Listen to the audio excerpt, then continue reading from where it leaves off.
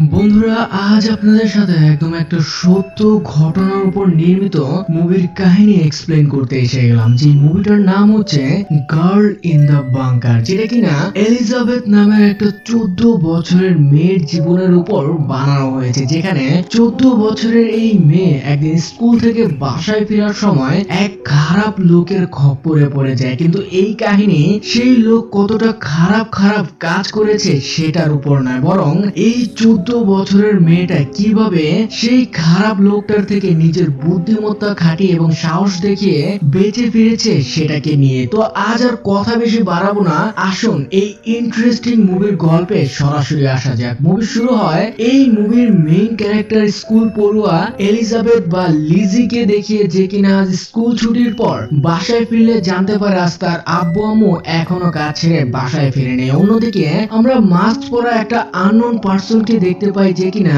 জঙ্গলের মধ্যে কিছু একটা খোদাই করছিল। এরপর সকাল হলে লিজির মা বাবা আজও কাজে বেরিয়ে পড়ে, তবে তার আগে তার আম্মু তাকে স্কুলে ড্রপ করে দেয়। এরপর আজ স্কুল ছুটির পর লিজি তার বন্ধুদের সাথে বাসায় ফেরার পথে তার বন্ধুরা তাকে দু একটা সুখ টান দিতে অফার করে, কিন্তু তখনই এদিকে তার বন্ধুদের প্যারেন্টস চলে আসে, তাই তারা এরপর তাকে রেখে চলে যায়। এখন লিজি একা একাই বাসার দিকে এগোতে থাকে, যা সে প্রতিদিনই করে থাকে, কেননা স্কুল থেকে তার বাসার দূরত্ব তেমন একটা বেশি ছিল না। কিন্তু আজ তার সাথে কিছু এমন ঘুরতে যাচ্ছে যে যা সে জীবনেও ভুলতে পারবে না। লিজি তার ঘরে পৌঁছে যাচ্ছিল, ঠিক তখনই পথে একটা লোক তাকে কাছে ডেকে বলতে থাকে যে সে একজন পুলিশ অফিসার আর তাকে অ্যারেস্ট করে ফেলা হয়, কেননা তার ঘরের আশপাশে নাকি গাঁজা টাজার চাষের প্রমাণ পাওয়া গিয়েছে। সাথে অফিসার এটাও বলে তোমার ভাই ববিকেও আমরা ধরে ফেলেছি, এখন তোমাকেও সেখানে নিয়ে যাওয়া হবে। যার পর সে লিজিকে বেঁধে জঙ্গলের দিকে নিয়ে যেতে থাকে। এখন লিজি বারবার বলছিল যে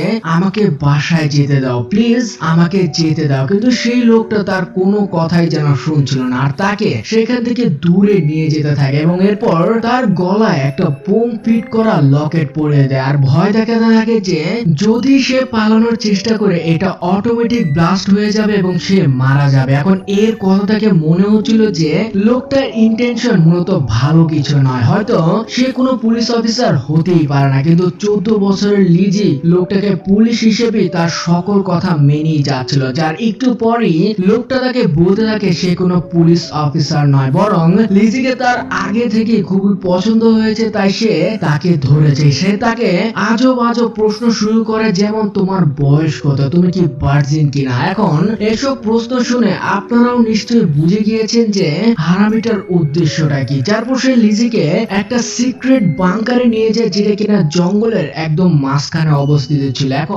এখন লিজি বাংকারের ভিতর ঢুকে কান্না শুরু করে দেয়, কিন্তু এদিকে তো হারামিটা তাকে শিকল দিয়ে বেঁধে অবধি ফেলে আর মুচকিয়ে হাসতে থাকে যেন তার কোনো স্বপ্ন পূরণ হলো। এখন অন্যদিকে লিজি আর আম্মু জানতে পারে যে সে এখনো স্কুল থেকে বাসায় ফেরেনি, তাই লিজির আম্মু খুবই চিন্তায় পড়ে যায়। তারপর তিনি তার সকল বন্ধুদের কল করে, কিন্তু কেউই তো লিজির ব্যাপারে কিছুই জানে না। যারপর ঘরের সবাই খুবই চিন্তায় পড়ে যায় এবং সবাই মিলে খুঁজতে থাকে লিজিকে। যারপর লিজির আম্মু পুলিশে কল করে লিজির ব্যাপারে সবকিছু খুলে বলে। তখন পুলিশ তাদের সকল প্রতিবেশীদের জিজ্ঞাসা করে, কিন্তু তারা তেমন কোনো কি ক্লু পায় না যাতে লিজিকে পাওয়া যাবে। এদিকে পুলিশরা তো ভেবেই নিয়েছিল হয়তো লিজি তার কোনো বয়ফ্রেন্ডের বাসায় আছে বা পালিয়ে টালিয়ে গেছে আর কি। তারা এই কেসটাকে এরপর তেমন একটা সিরিয়াসলি নিচ্ছিল না। অফিসাররা লিজির মাকে সান্ত্বনা দিয়ে বেরিয়ে পড়ে যে হতে পারে সকালেই আপনাদের লিজি দেখবেন বাসায় ফিরে এসেছে, কিন্তু যাদের মেয়ে হারায় একমাত্র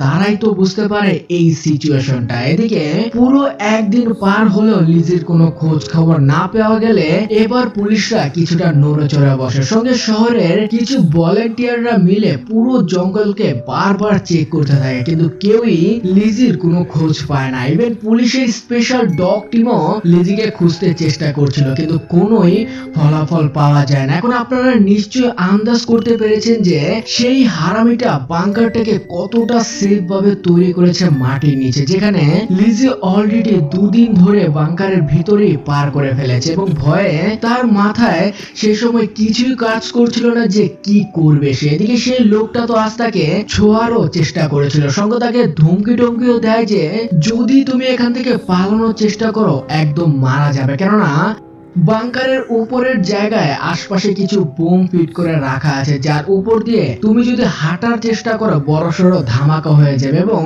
লিজি তুমি মারা যাবে। আর যদি বাই চান্স তুমি বেঁচেও যাও পারো, আমি তোমার বাসায় গিয়ে তোমার পুরো ফ্যামিলি, তোমার ছোট ভাইটাকেও মেরে ফেলবো। কোন এক 14 বছরের মেয়ে এসব ধমকি শুনলে কিভাবে বা পালানোর কথা মাথায় আনতে পারে পরে। কিন্তু লিজি তো ছিল খুবই স্মার্ট একটা মেয়ে, সে তো ডিসিশন নিয়ে রেখেছে যেভাবেই হোক এখান থেকে সে পালাবে। এরপর লিজি লোকটার নাম জিজ্ঞাসা করা যাবে, লোকটা তার নাম বিলসন জানায়। এখানে লিজি হঠাৎই তার ফ্যামিলির কথা ভাবতে ভাবতে কান্না করতে থাকে, যা দেখে বিলসন বলতে থাকে চুপ, একদম চুপ, তুমি যত কাঁদবে আমি তোমাকে তত বেশি আঘাত করবো। সে আরো বলে তোমার সমস্যা কি আমার সাথে এখানে থাকতে, দেখো এখানে সবকিছু আছে যা তুমি চাইবে। যেখানে দেখা যায় আসলে এই বাংকারে বিলসন টিভি, শাওয়ার সহ বেশ অনেক কিছু এনে রেখে দিয়েছিল, কিন্তু এই সাইকো তো এটা জানে না জবরদস্তি কারো থেকে ভালোবাসা আদায় করা যায় না, ভালোবাসার জন্য দুজনের ইচ্ছার প্রয়োজন। জীবন ধরে এখানে নাকি বিলসন লিজিকে ভালোবাসতে শুরু করেছে, আর সে তাকে নিজের থেকে দূরে আর রাখতে চায় না, আর তাই এই জন্যই সে তাকে এখানে ধরে নিয়ে এসেছে নিজের একদম কাছে। অন্যদিকে পুলিশ টিম এবার হাল ছেড়ে দেয় এবং লিজির ফ্যামিলিকে হতাশার সাথে জানায় যে তারা অনেক চেষ্টার পরও লিজিকে আর খুঁজে পেল না। কিন্তু এখানে লিজির মা এখনো আশা ছাড়ছিল না, তার বিশ্বাস তাদের মেয়ে এখনো জীবিত আছে এবং একদিন না একদিন সে অবশ্যই ফিরে আসবে। অন্যদিকে বিনসন তো লিজিকে শিকল দিয়ে বেঁধে রেখেছিল, আর কিছু খাবার তাকে খেতে সাধছিল। এখন না খেয়ে থাকলে তো লিজি এখান থেকে পালানোর শক্তি সে আর পাবে না, তাই সে নিজেকে সামনে নিয়ে খেয়ে নেয় বিনসন থেকে। এদিকে ঠিক তখনই এমন একটা ঘটনা ঘটে যার ফলে লিজির মনে একটা আশার কিরণ জেগে ওঠে যে বাংকারের ঠিক ওপরের দিকেই লিজির বাবার আওয়াজ আসতে থাকে, যারা কিনা তাকে খুঁজতে খুঁজতে এই অবধি এসে পড়েছে। কিন্তু এদিকে বিনসন তো লিজিকে পিস্তল তাক করে চুপ করিয়ে দেয়, যার ফলে তার বাবা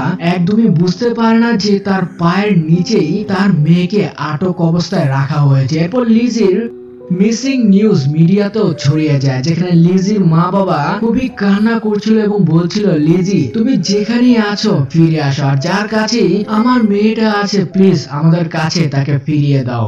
এখন নিজের মা বাবাকে এভাবে কাঁদতে দেখে লিজি আরো কান্নায় ভেঙে পড়ে। অন্যদিকে সবাই ধীরে ধীরে ভেবে নেয় লিজি হয়তো মারাই গেছে, তাই তাকে স্মরণ করে সবাই মোমবাতি জ্বালিয়ে শোক পালন করে। এখন এদিকে নিচে বাংকারে লিজির 4 দিন হয়ে গেছে, যেখানে সে ধীরে ধীরে বিনসনকে বুঝার চেষ্টা করেছিল, আর সে বুঝে যায় যে এই লোকটা কোনো স্মার্ট লোক নয়, বরং একটা পাগলের মতো। লিজি তাকে জিজ্ঞাসা করে তুমি কবে থেকে এখানে থাকছো, কেউ কি তোমাকে এখানে আটক করে রেখেছিল কখনো? জবাবে বিনসন বলে সে এখানে খুশির ঠেলায় থাকছে না। সে বলে তার গার্লফ্রেন্ড তার উপর রেপের মিথ্যা মামলা চাপিয়ে দিয়েছিল, যার জন্য পুলিশ তাকে খুঁজে বেড়াচ্ছে, আর তারপর থেকে সে এখানে এসে লুকিয়ে থাকা শুরু করে। যদিও সে প্রথমে প্ল্যান করেছিল যে কোনো বাহানা করে তার গার্লফ্রেন্ডকে এখানে ডেকে এনে প্রতিশোধ নেবে, কিন্তু সে তো তার আগেই এই দেশ ছেড়ে চলে গিয়েছে। কিন্তু তার রাগ এখনো কমেনি। বিনসন চায় পুলিশের সাথে প্রতিশোধ নিতে, কেননা পুলিশ একটা মিথ্যা মামলার জের ধরে তার লাইফটা হেল করে দিয়েছে। আর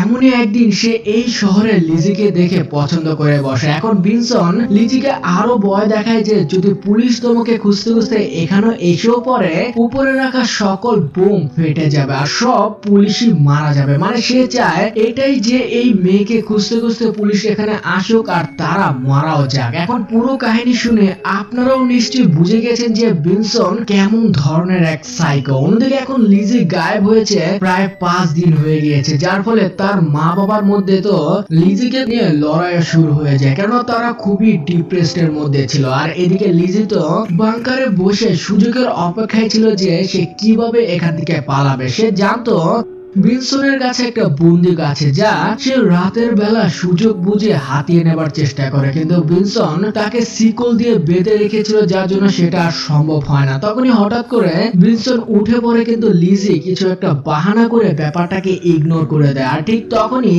এক পুলিশ টিম হেলিকপ্টারে করে সেখানে এসে পড়ে, যা দেখে বিনসন তখনই একটা ফুয়েল পেপার তাদের উপর ঢেকে দেয়, যাতে উপরে থাকা কোনো স্ক্যানার তাদেরকে খুঁজে না বের করতে পারে, এবং সেটাই হয় পুলিশ তাদের তাকে খুঁজে পায় না আর তারা চলে যায়। এখন লিজিও বুঝে গিয়েছে তাকে এবার কিছু একটা করতে হবে, কেননা পুলিশ তাকে খুঁজে বের করতে পারবে না। তাই সে ধীরে ধীরে ভিনসনকে এটা বিশ্বাস করাতে থাকে যে সে ভিনসনের প্রেমে পড়তে শুরু করেছে, যেখানে আজ রাতে তারা পিউ পিউ করে বাংকারে। এভাবেই বেশ কিছুদিন যেতে থাকে আর লিজি ভিনসনের মনে বিশ্বাস জাগাতে থাকে যে সে তাকে খুবই ভালোবাসে আর সে ভিনসনকে ছেড়ে কোনোদিনই কোথাও যাবে না। আর তার এই প্ল্যান ধীরে ধীরে কাজেও দিচ্ছিল। ভিনসনের মনে হতে থাকে যে লিজি তাকে এখন ভালোবাসতে শুরু করেছে, যার ফলে এখন আর সে তার সাথে রূপ ব্যবহার করে না এবং তাকে শিকল মুক্ত করে দেয়। অন্যদিকে লিজির পুরো ফ্যামিলি তো একদম ভেঙে পড়েছিল আর তার বাবা তো সবসময় কান্না করতো নিজের আদরের মেয়ের জন্য, কিন্তু তাদের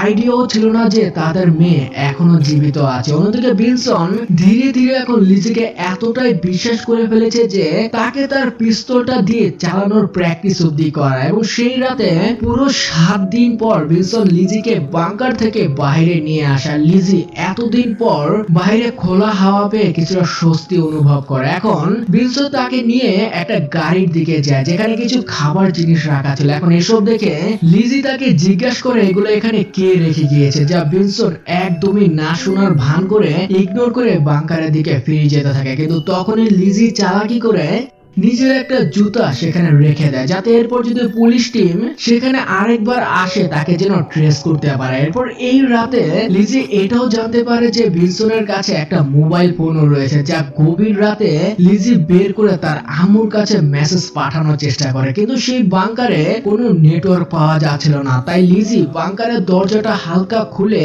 সিগন্যাল পাওয়ার চেষ্টা করতে থাকে, কিন্তু তারপরও কোনো লাভই হচ্ছিল না। মেসেজ বারবার ফেইল্ড হয়ে যাচ্ছিল। এখন এসব যেন ভিনসন বুঝতে না পারে, তাই লিজি সকল মেসেজ ডিলিট করে দেয় আর ফোনটাকে তার জায়গা মতো রেখে দেয়, যেখানে তখনই সে ভিনসনের বন্দুকটা দেখতে পায়, যা হাতে নিয়ে ভাবতে থাকে সে তাকে শুট করে এবার মেরিয়ে ফেলবে। তাই বন্দুকটা সোজা তার মাথায় পয়েন্ট করে, কিন্তু আফসোস সেই পিস্তলে কোনো গুলি ছিল না, খালি ছিল সেটা। এখন এরপর কিছু সময় পর ভিনসন জেগে উঠলে সে নোটিস করে ফেলে যে তার বন্দুকটা জ্যাম হয়েছে, মানে সন্দেহ করতে থাকে যে লিজি বন্দুক চালানোর চেষ্টা করেছিল। কিন্তু লিজিও কম বুদ্ধিমান না, সে ভিনসনকে মিষ্টি মিষ্টি কথা বলে এই ব্যাপারটা একদম উড়িয়ে দেয়। তবে অন্যদিকে তো আমরা দেখতে পাই লিজির পাঠানো একটা মেসেজ তার আম্মুর ফোনে ডেলিভার হয়ে গিয়েছে, মানে তখন একটু সময়ের জন্য হয়তো নেটওয়ার্ক পেয়েছিল লিজি, যা সে বুঝতে পারেনি। যে মেসেজে লেখা ছিল, মা আমি এখনো জীবিত আছি, আমাকে একটা লোক এক বাংকারে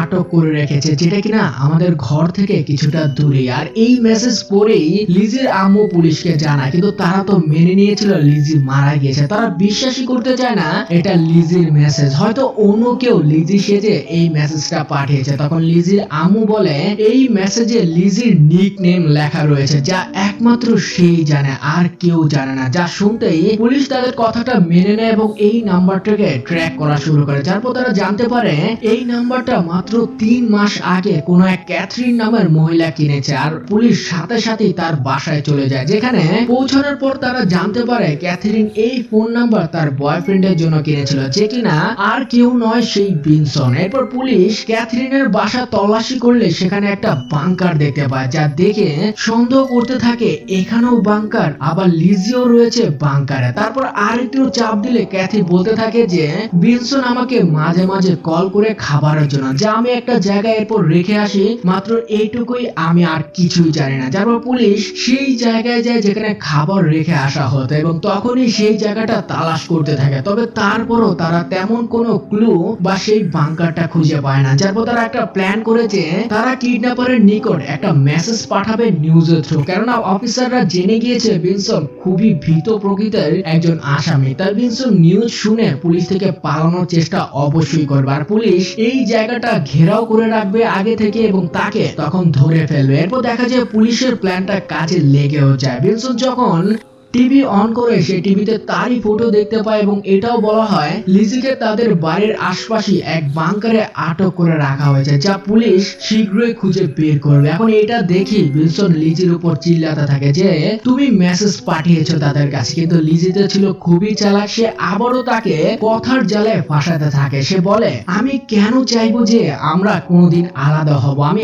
এরকম কোনো মেসেজ পাঠাইনি, তুমি যদি তোমার ভালোবাসাকে বিশ্বাস না করো তোমার ফোনটা চেক চেক করো। এরপর ভিনসন যখন ফোনটা চেক করে সেখানে সে কোনো মেসেজ না পেয়ে সে লিজির কথায় ভুলে যায়। আসলে বন্ধুরা দুনিয়াতে পাগলের কমতি নেই, যেখানে এই ভিনসন হচ্ছে এক অন্য লেভেলের বলদ বা পাগল। সে বলতে থাকে আমি যাকে ভালোবাসতে চাই সবসময় কেন এই পুলিশ মধ্যে ঢুকে পড়ে। আমি আমার প্রথম গার্লফ্রেন্ডকে ভালোবেসেছিলাম কিন্তু পুলিশের জন্য সেও আমার থেকে দূরে চলে গিয়েছে। এখন এদিকে লিজি ভাবতে থাকে যদি তার গার্লফ্রেন্ড আসলেই দেশ ছেড়ে চলে যায় তাহলে খাবার রেখে যাওয়া সে কে। এরপর ভিনসন বলে ওর নাম কেথি, আমি ওর 13 বছরের মেয়েকে ভালোবেসেছিলাম। এখন লিজি বুঝে যায় এই সাইকোর খপ্পরে সে একা নয়, এর আগে অনেক মেয়েও পড়েছে। এখন এরপর লিজি ভিনসনের ব্রেইন ওয়াশ করতে থাকে যে তুমি এখানে আর থেকো না, পুলিশ নিশ্চয়ই তোমাকে খুঁজে পেয়ে যাবে, তুমি এখান থেকে পালিয়ে যাও আর সবকিছু ঠিক হলে তুমি আবারও ফিরে এসো, আমি এখানে তোমার জন্য